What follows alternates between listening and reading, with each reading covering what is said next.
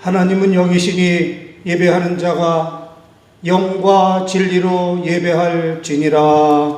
아멘.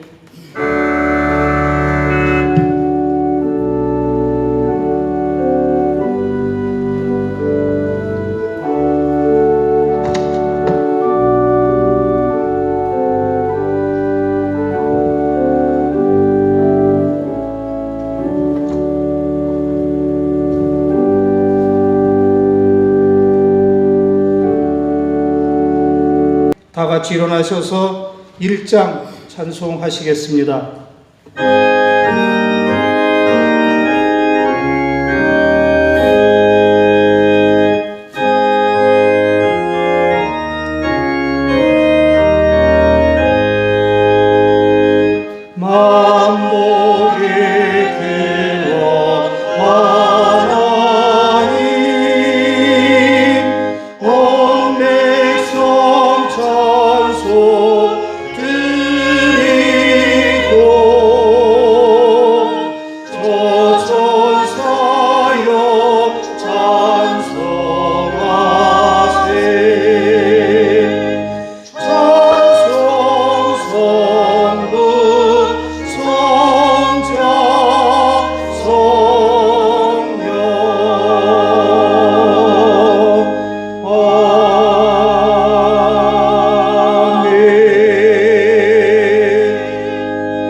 너희는 마음에 근심하지 말라. 하나님을 믿으니 또 나를 믿으라.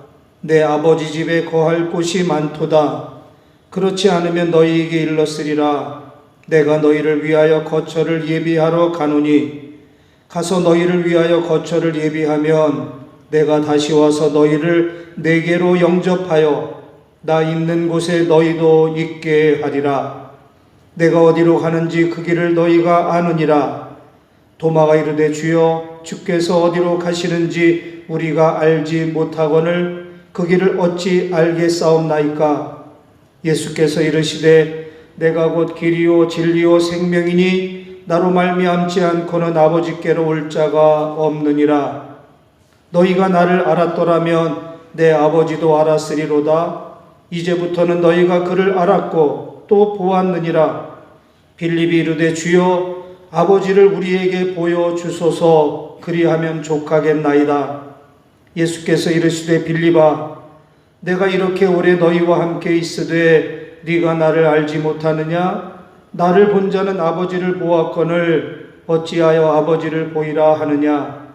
내가 아버지 안에 거하고 아버지는 내 안에 계신 것을 내가 믿지 아니하느냐?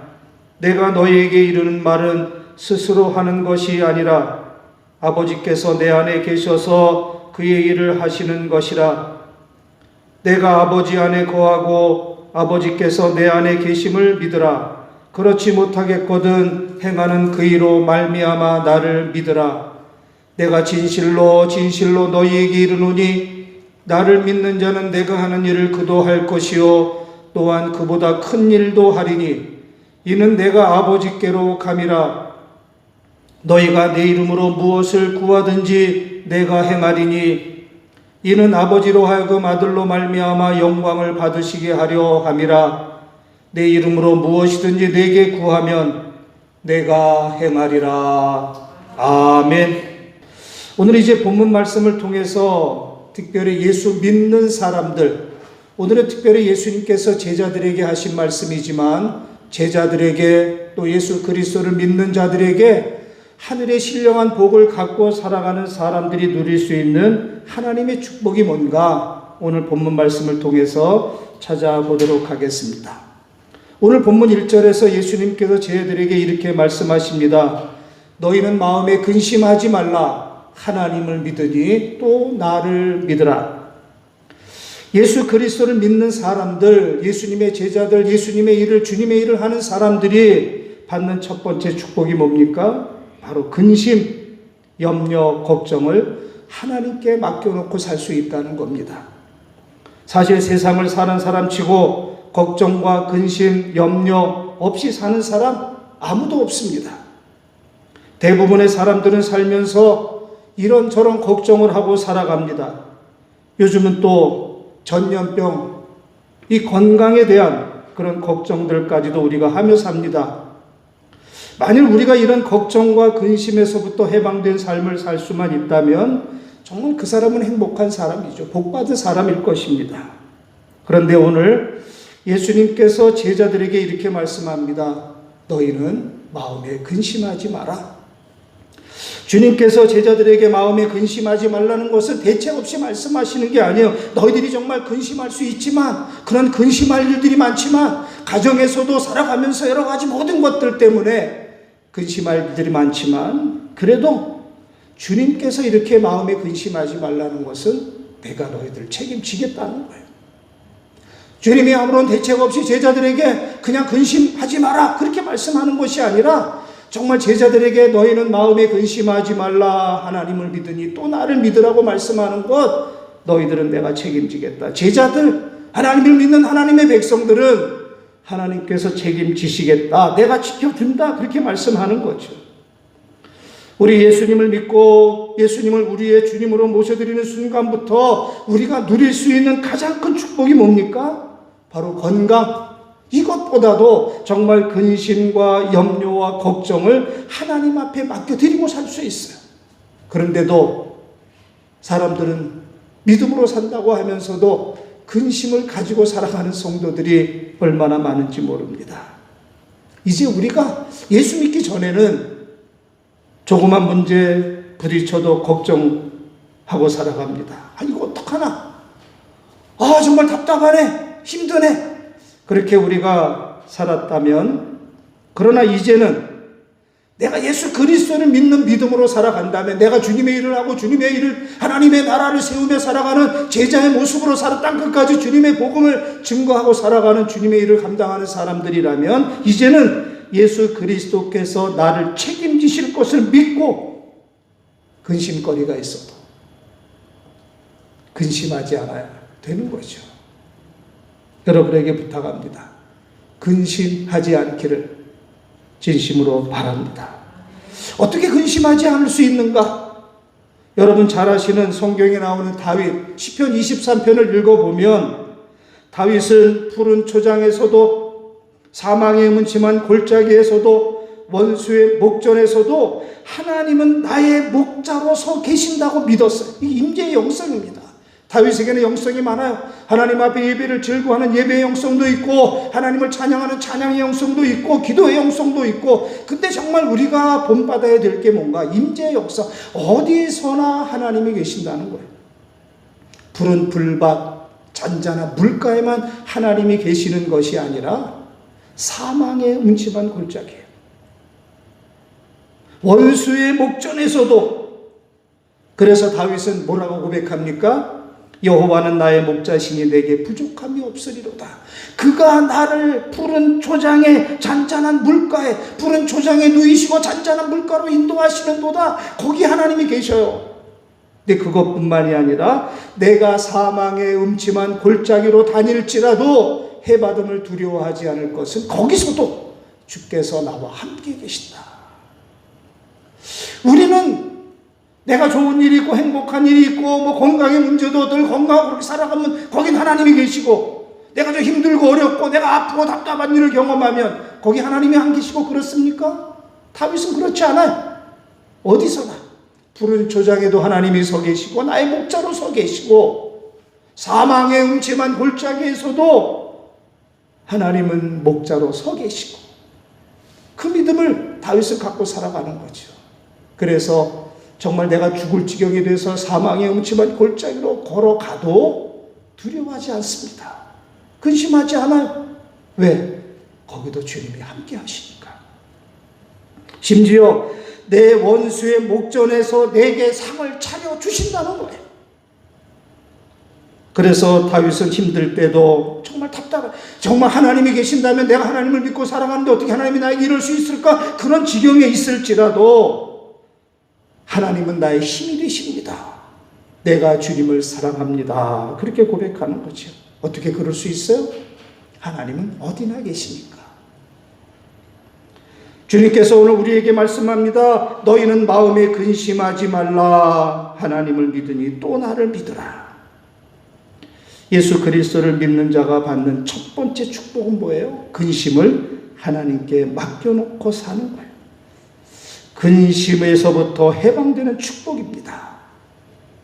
지금 힘들고 어렵지만 특별히 예수 믿고 믿음으로 살아가는 저와 여러분, 근심을 내려놓고 하나님을 의지하는 믿음으로 살아가는 저와 여러분들이 되시기를 주님의 이름으로 축복합니다. 여러분에게서 모든 근심이 사라질지어다. 여러분 가운데 믿음이 임할지어다. 믿음으로 살아가는 거예요. 예수 믿는 순간 우리에게 주신 두 번째 축복은 뭔가? 바로 천국입니다. 하나님의 나라. 내 아버지 집에 거할 곳이 많다. 거처가 있다. 우리는 천국을 얘기할 때, 하나님의 나라를 얘기할 때 두 가지를 똑같이 생각해야 돼. 첫 번째는 이 세상에 살면서 이 땅에서 누리는 하나님의 나라. 우리의 마음에 하나님의 나라를 누리며 살아가야 되면 이거 우리 예수 그리스도를 믿는 성도들이 누려야 될 축복이에요. 죽어서 가는 천국도 있지만 이 땅에서 누리는 천국, 주님과 함께 있는 하나님의 나라, 하나님의 통치를 받고 살아가는 하나님의 나라, 우리 마음에 하나님의 나라, 우리 가정에 임하는 하나님의 나라 천국, 기쁨과 평화가 임하는 하나님의 나라. 저와 여러분 믿음으로 살아간다고 하면 그죠? 예수 믿고 살아가서 내가 그냥 예수 구원받고 죄사함 받고 그냥 천국에 가면 되지, 내가 이 세상 살면서 나는 어렵게 살아야 돼, 그렇게 살지 마시고 이 땅에서도 천국을 누리며 살아가는 저와 여러분의 삶이 되시기를 주님의 이름으로 축복합니다. 그리고 이 세상 떠날 때에도 갈 곳이 있다. 오늘 2절에 이렇게 말씀합니다. 내 아버지 집에 거할 곳이 많도다. 그렇지 않으면 너희에게 일렀으리라. 내가 너희를 위하여 거처를 예비하러 간다. 예수 믿는 사람들에게 죽음 이후에 하나님께서 예비해 놓으신 놀라운 집이 있다. 천국이 있다. 말씀하는 거죠. 천국, 하나님의 나라. 이것은 이 세상 누가 만들어 놓은 나라가 아니에요. 내가 만들어 놓은 나라도 아니고 어떤 인간이 만들어 놓은 것도 아니고 예수 그리스도께서 우리를 위해서 예비해 놓으신 놀라운 축복이 하나님의 나라가 준비되어져 있는 거죠. 여러분 기대하십시오. 거기에는 하나님의 영광이 있고 성곽은 온갖 보석으로, 문은 진주로 되어 있고 길은 맑은 유리 같은 정금이고, 무엇보다 주님이 우리를 두 팔 벌려 환영해 주시고, 얼마나 기대가 되는지. 우리가 이 땅에 살아가면서 힘들고 어려웠어도 주님 앞에, 주님의 나라에 들어가면 그 땅은 얼마나 대단한 나라인지 모릅니다. 그래서 요한계시록 요한사도가 본 그 천국, 요한계시록 21장 내가 새 하늘과 새 땅을 본다라고 말씀합니다. 오늘 예배하는 여러분이 믿음의 눈으로 사도 요한이 봤던 그 새 하늘과 새 땅을 바라볼 수 있기를 주님의 이름으로 축복합니다. 요한계시록 21장 4절에 보면 그곳에 가면 주님이 모든 사람들의 눈에서 눈물을 씻어준다, 그렇게 말씀해요. 모든 눈물을 그 눈에서 닦아주시니 다시는 사망이 없고 애통하는 것이나 곡하는 것이나 아픈 것이 다시 있지 아니하리니 처음 것들이 다 지나갔습니다. 우리는 세상을 살면서 남몰래 흘리는 눈물도 있어요. 그런 답답한 일이 있습니다. 그런데 하나님의 나라, 주님 앞에 서면 모든 눈물 다 닦아주시고, 또 22절에 보면 성 안에는 성전이 없어요. 왜? 주님이 성전이시거든요. 지금 우리가 예배당에 함께 모여서 예배하지 못하지만 이 예배당 하나님의 임재를 상징하잖아요. 그런데 우리가 그 나라 새 예루살렘, 그 성에 들어가면 새 하늘과 새 땅, 그 속에 들어가면 성전이 없어요. 천국에는 주님이 성전이 되시는 거죠. 또 그 성은 해나 달이 쓸데없습니다. 우리가 지금 이렇게 대낮에 이렇게 환하게 사는 것, 해 때문에 이렇게 밝게 살죠. 그러나 그 성은 해나 달이 쓸데없어요. 하나님의 영광이 비치고 어린 양이 그 등불이 되신다는 거예요. 여러분 이 복을 받으셨습니까? 예수 그리스도를 믿으면서도 근심과 걱정, 염려에 쌓여서 사는 그리스도인들이 얼마나 많은지 모릅니다. 오늘 주님의 말씀을 들으십시오. 너희는 마음에 근심하지 마라. 하나님을 믿으니 또 나를 믿으라. 오늘 죽어도 천국 들어갈 수 있는 믿음, 그 믿음을 갖고 살아가는 거죠. 그리고 이 땅에서 예수 그리스도를 통하여 생명 안에서 왕노릇하며 살아가는 것이 바로 우리 그리스도인의 삶의 모습인 거죠. 저와 여러분 때문에 이제 죽어서 가는 그 하나님의 나라, 그건 당연히 누려야 되고 그걸 확신하고 살아가야 되고, 우리가 이 땅에 살면서도 저와 여러분 때문에 여러분의 가정이 하나님의 나라가, 우리 교회가 하나님의 나라 천국이, 그리고 이 대한민국도 요즘은 사실은 TV를 볼 때 화도 많이 나지만 교회가 바이러스 감염 시키는 것처럼 그렇게 국회에서 보도할 때마다 마음이 힘들지만, 이 대한민국도 누가 천국으로 만들어가요? 우리 그리스도인들이, 우리 성도님들이. 그거 생각하고 행동 조심하고 말 조심하고 그렇게 살아가는 거죠. 저와 여러분 때문에 가정이, 이 교회가, 이 한국교회가, 우리 대한민국이, 나아가서는 전 세계가 천국이 되기를 주님의 이름으로 축복합니다. 그리고 하늘의 소망 가운데서 오늘의 삶의 현실이 조금 힘들고 어려워도 당당하게 견뎌가는 주의 거룩한 천국 백성이 되기를 진심으로 바라는 것입니다. 특별히 가정에서 오늘 또 예배하시는 분들, 서로 인사들 하십시오. 천국이라고 믿고 잘 오셨습니다. 그렇게 서로 인사들도 하고, 생명 안에서 왕노릇 하십시다. 그렇게 또 그냥 자녀들과 일주일 동안 지내면서 성질들 내지 마시고,